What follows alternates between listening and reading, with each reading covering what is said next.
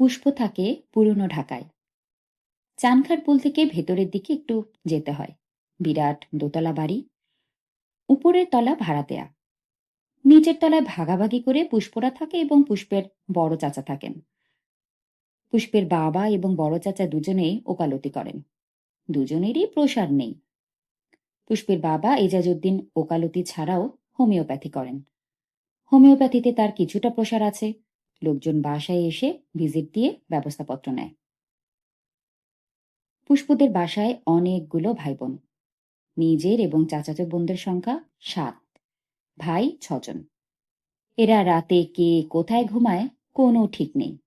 প্রায় দেখা যায় অনেক রাতে একজন পড়াশোনা শেষ করে উঠেছে, কোথায় ঘুমাবে জায়গা খুঁজে বেড়াচ্ছে।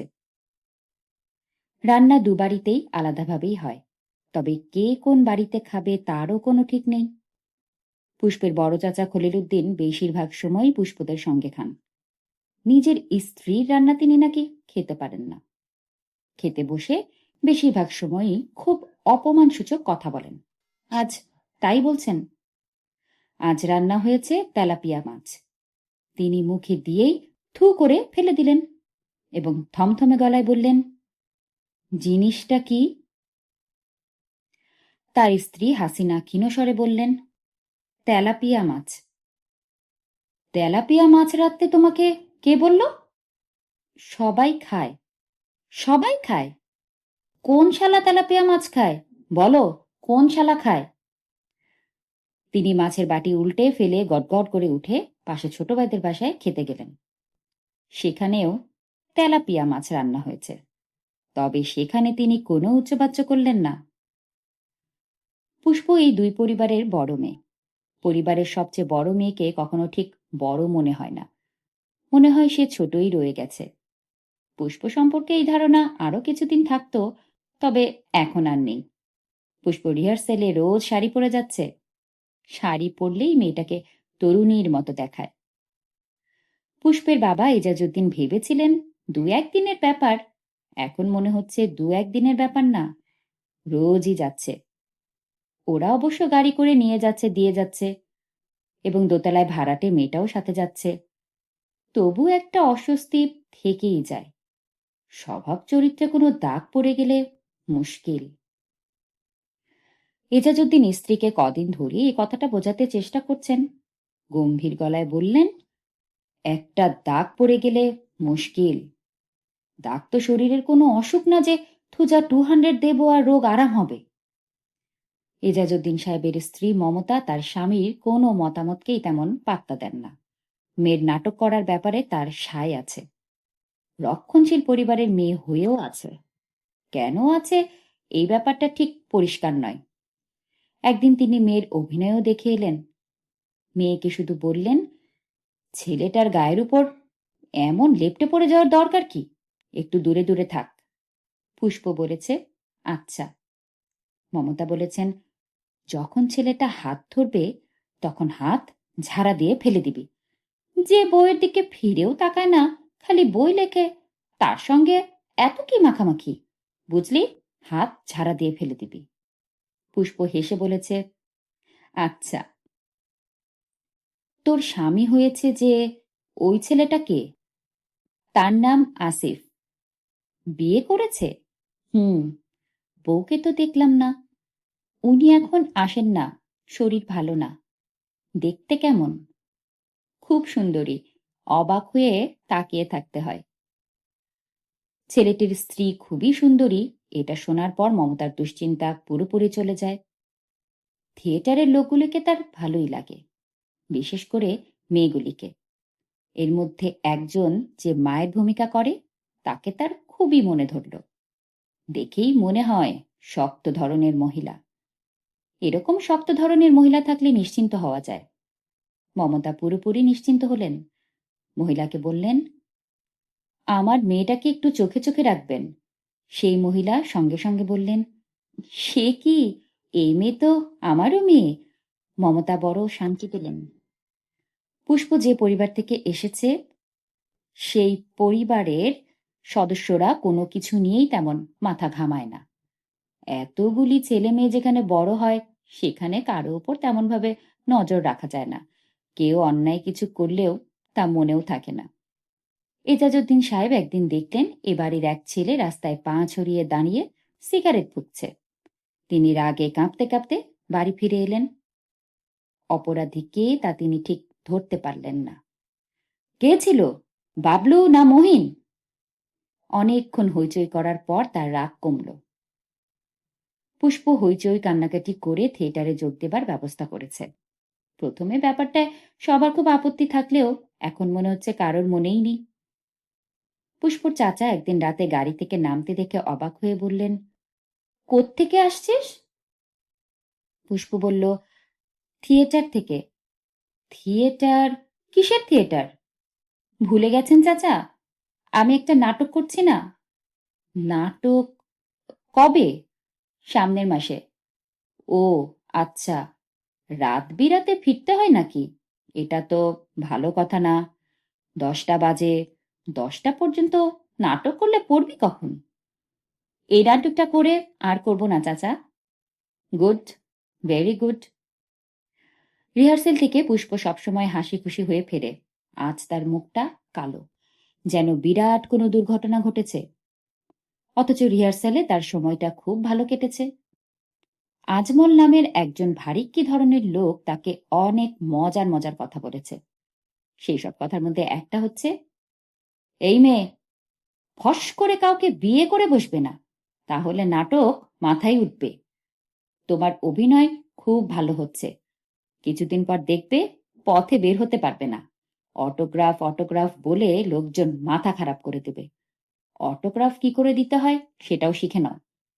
খুব সহজ একটা সিগনেচার তৈরি করো, যাতে খুব দ্রুত অটোগ্রাফ দিতে পারো।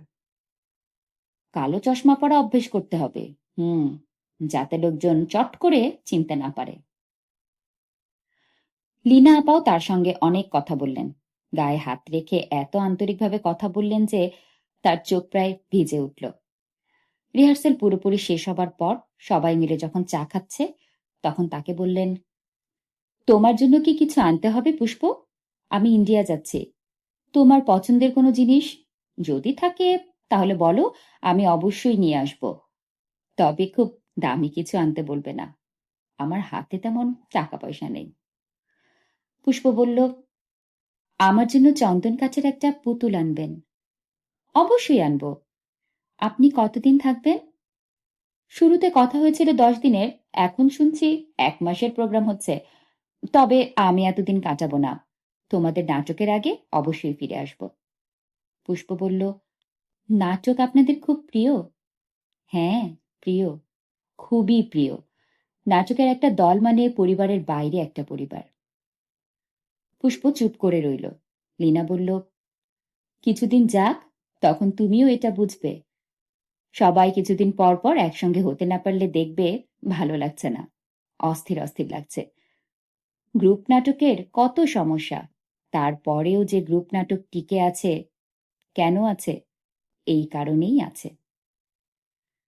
বিদায় নেবার সময় লীনা আপা তার দিকে তাকিয়ে এমন মিষ্টি করে হাসল, তবু তার অসম্ভব মন খারাপ হলো। কারণটা খুব অদ্ভুত। বৃষ্টি পড়ছিল বাইরে, তারা সবাই বারান্দায়। জলিল ভাই বললেন, সবাইকে আমি গাড়িতে পৌঁছে দেব, দরকার হলে 2 ট্রিপ দেব, নো প্রবলেম। সবাই তাতে খুব খুশি। আর আশ্চর্য, আসিফ ভাই বলল, আমাদের পৌঁছে দিতে হবে না, বৃষ্টিতে ভিজতে ভিজতে রিকশায় করে যাওয়ার অন্যরকম আনন্দ আছে, কাজেই শুভরাত্রি। তারা সত্যি সত্যি রাস্তায় নামল। আসিফ ভাই লীনা আপার হাত ধরে হাঁটছেন। বৃষ্টির মধ্যে দুজন নেমে যাচ্ছে, গা ঘেঁষাঘেঁষি করে হাঁটছে। কি অপূর্ব দৃশ্য! প্রথম কয়েক মুহূর্ত পুষ্পের মন আনন্দে পূর্ণ হলো। তার পরপরই চোখে পানি এসে পড়ার মতো কষ্ট হতে লাগলো। কেন তার কষ্ট হচ্ছে এটা সে জানে, কিন্তু তার বিশ্বাস করতে মন চাচ্ছে না। তার কষ্টের কারণটা সে জানে, অথচ কাউকে সে বলতে পারবে না, এও একটা বিরাট কষ্ট। ভালো একজন বন্ধু যদি তার থাকতো, তাহলে কি সে তাকে এটা বলতে পারত? না, পারত না। কোনোদিন কাউকে এটা বলা যাবে না। চিরকাল গোপন রাখার মতো কিছু কিছু ঘটনা সব মানুষের জীবনেই হয়তো ঘটে, বাইরের কেউ কোনোদিন তা জানতে পারে না। বড় চাচার মেয়ে মিতুরও একটা গোপন কথা আছে, যা সে কাউকে বলতে পারবে না। শুধু পুষ্পকে একদিন কাঁদতে কাঁদতে বলেছে, একটা গোপন কথা তোকে বলবো, কাউকে না বলতে পারলে আমি মরে যাব। পুষ্প বলল, কি? মিতু বলল, কিছু না, এমনি ঠাট্টা করছি। বলতে বলতে আবার কেঁদে অস্থির হলো। মিতুর গোপন কথা পুষ্প জানে না, মিতু বলেনি। কাউকে হয়তো সে আর বলবে না। গোপন কথা বলতে গোপনই থেকে যাবে।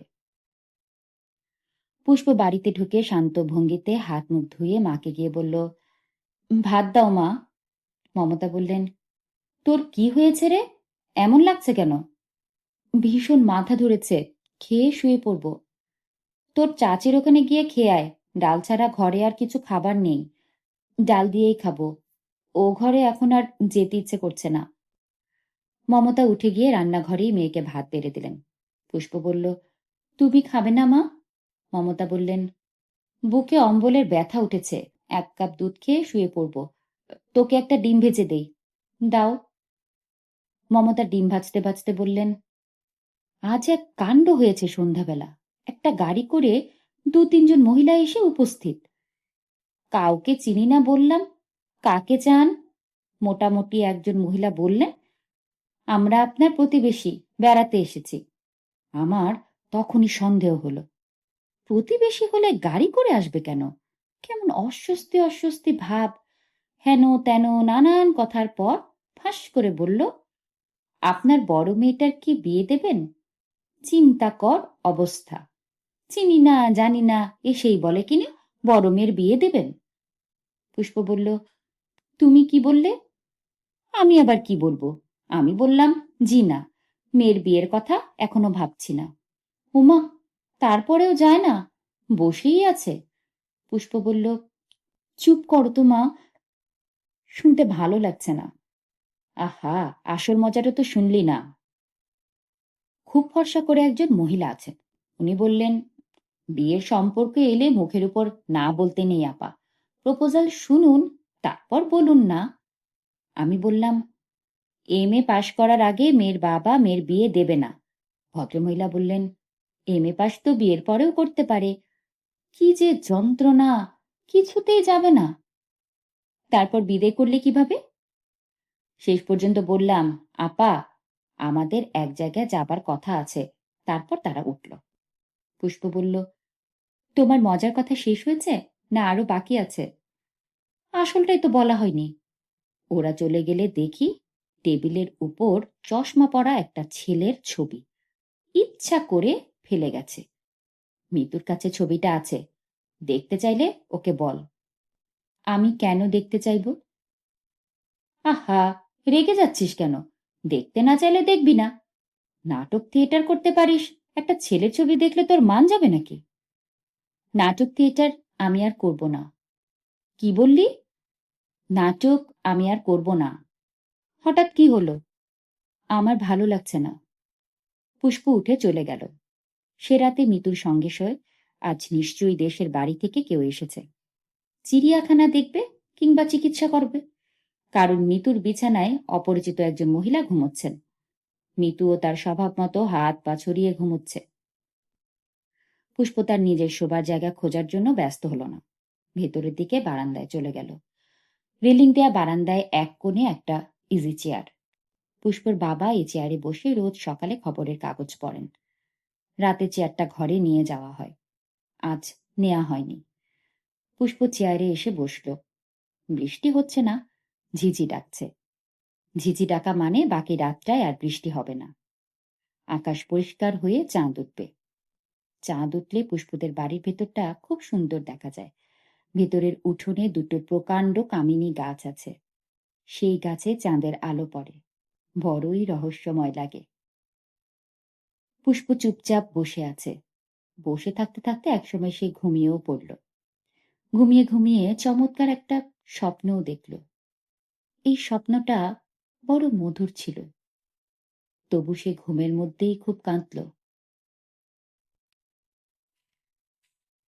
এতক্ষণ পড়ছিলাম হুমায়ুন আহমেদের লেখা সাজঘরের পর্ব 8। আশা করি সঙ্গেই ছিলেন আমার। ভালো থাকবেন সবাই। আশপাশের সবাইকে ভালো রাখবেন। তাতে নিজেই ভালো থাকা যায়।